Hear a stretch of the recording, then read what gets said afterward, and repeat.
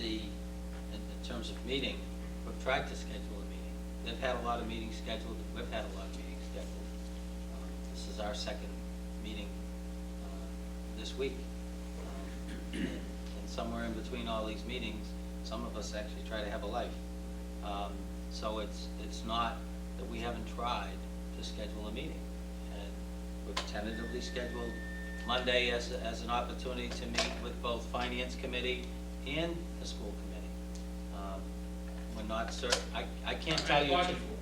No, but that's been ongoing for quite a while. And, but it's also not like the boards don't talk and the members don't talk.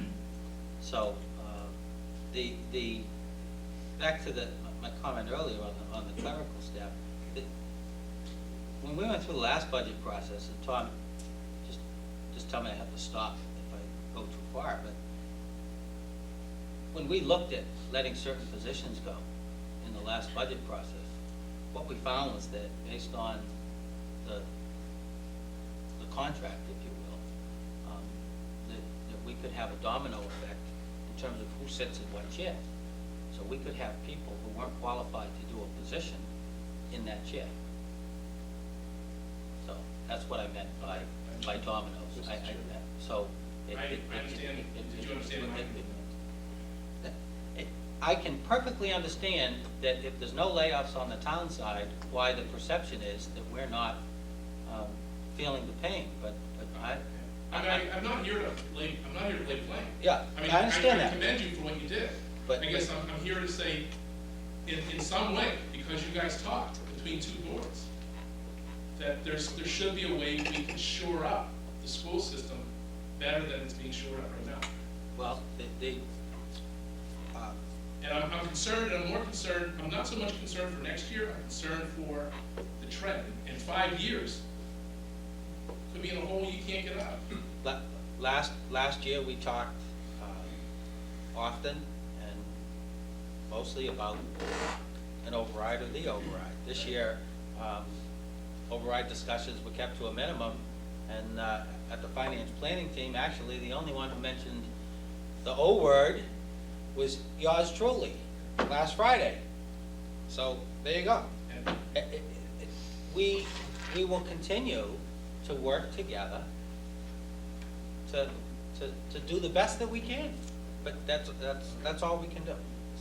One last, which is a scenario that I believe Mel was trying to ask, and I'll just put it in scenario form. If the school committee came in on Monday with a budget that was, pick a number, 21 million, how does that get financed? How does that get funded? In other words, if it's significantly higher, who decides where does the money come from, and how does it get? I know it gets negotiated, but who decides if there is an overage, how that gets funded? They would have to request an override. So it has to exceed a certain limit to become an override? I mean, it looks like it came out of a reserve. You throw out a number of 21 million. Well, let's make it more Making a number up. 8.1. Something higher. If they want only 8.1, oh boy. It's a little like that. 288K over what they've asked for.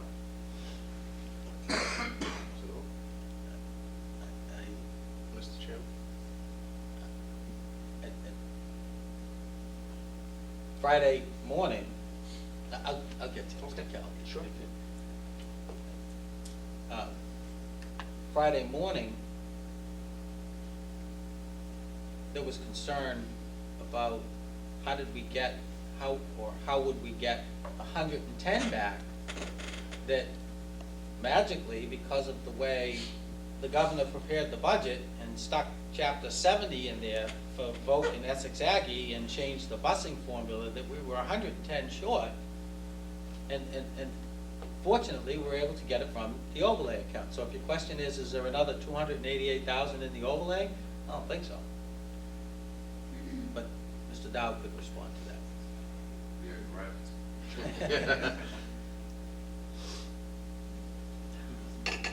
Mr. Callaghan. Speaking to your point, sir,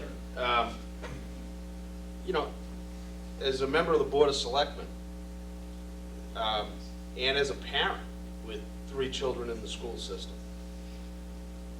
we can make suggestions just like you can, or do, in terms of how the school budget should be spent.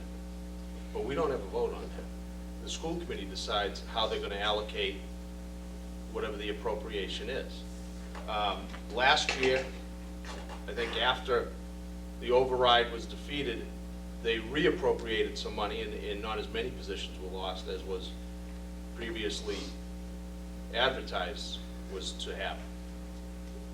That is how you would go about changing, you know, how many people were, how many positions were lost and how many weren't.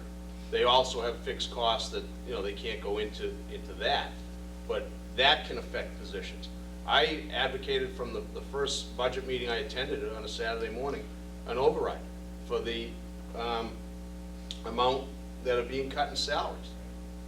From my perspective as a parent and as a teacher, is that the 3 things you always make sure you have are direct student services, teachers, textbooks, and technology. And to me, that's where you have to, you know, administration, to me, those are layers that you add on, but it's, I would keep that, but we don't decide that.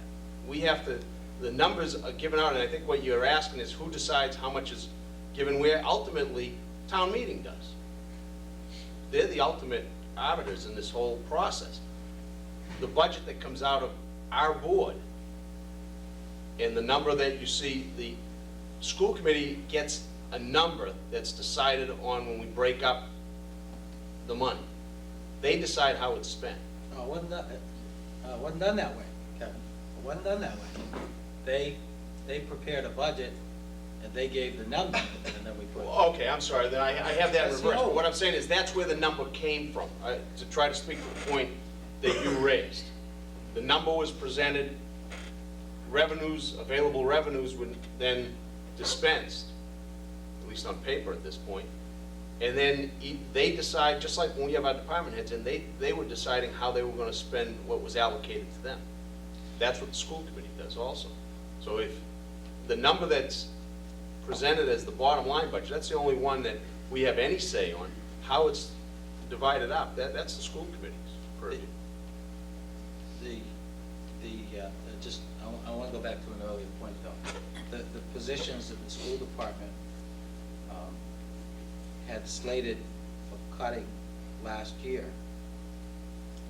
were put back as a result of the additional state aid in Chapter 70 that was received by the town. Thank you, John. And what happened was when the state finished the budget, as you all know, we predicated the budget on a 10% cut. It was closer in the end to 6, that might be exact. It was closer in the end, excuse me, to 6.9%. But one of the things that came back was Chapter 70, and one of the other things that was included in the final budget that came out in the summer was that there was enabling legislation that allowed the local authorities, be it the Board of Selectmen or the mayor, to release those funds without prior approval of town meeting. So that's how they got it. So they didn't. Well, okay, a better example then would be AP courses. It was said that they were going to be eliminated the first meeting after it. They're able to reappropriate the money, and that's what they did. They announced at the next meeting back that AP courses weren't eliminated. So that's the process of reappropriating, is all I'm trying to say. Is they're not, the school department is not locked into those line items that you'll see in the town warrant. The municipal side of the budget is. Mrs. Tingman, had your hand up for a while. Additionally, I would like to also point out that there were and still are cuts that we are experiencing in staffing at the school, in the schools. I know this for a fact. My daughter is in a class that was reduced from 4 sections to 3 sections. She has less computer time, she has less physical education, so don't say that there's no cuts.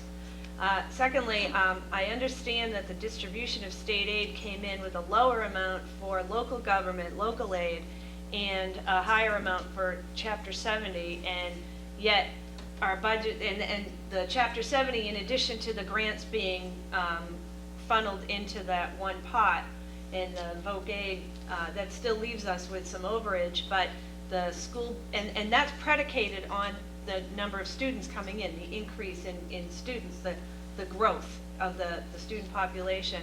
And I'm just curious as to why the school doesn't actually realize that increase on their bottom line.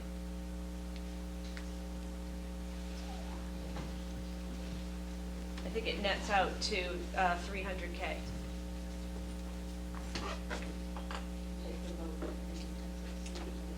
Excuse me 1 minute. Mr. Vina, you have the gavel.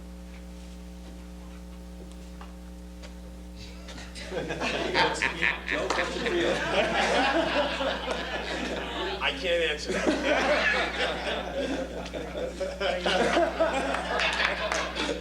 Is it something we said, John? You want to take a 5-minute break, don't you?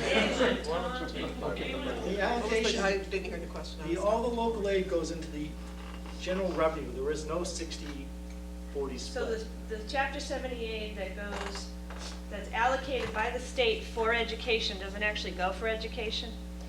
It goes for education. If you want to look at how the whole package is allocated, you can say that X amount of dollars went toward education. The other stuff went to general government, and then whatever was appropriate for taxation purposes went. There was no 60-40 split. They came in with their budget. I wasn't asking about the 60-40 split, although my next point was actually to be that this level funded budget is also predicated on last year's 60-40 split. Right. So you're really slicing the apple, Same way. the same way. Thank George, you. had your hand up? Yeah, the comment I would make is, the school budget is a great deal more than the Chapter 70 money. So that when the revenue to the town is cut, everything gets cut. You can't just take one piece of the revenue because it goes up. But That particular budget should go up also. if the increase to the state aid is predicated on the services we need to provide to an increased number of people, you would think that the money would go to the services that the state is saying we need to provide to those people. That is just to me, it's common sense, but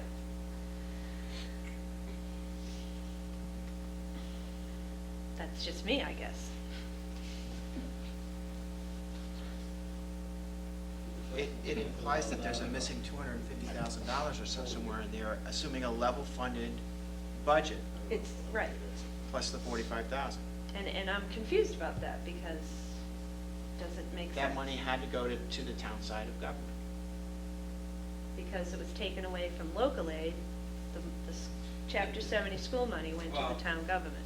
I guess.